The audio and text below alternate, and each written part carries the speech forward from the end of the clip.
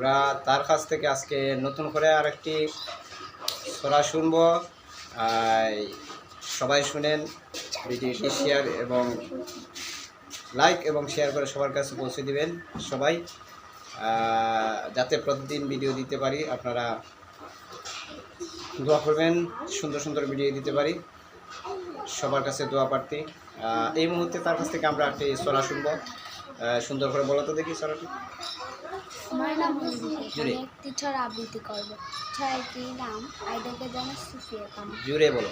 গাঙ্গের পানি চল চলা, কুকন সোনা কল কলায়, গাঙ্গের ইলিশ মাছ বলে ডেকে খুকুন মনি, আইডাকে জানাচ।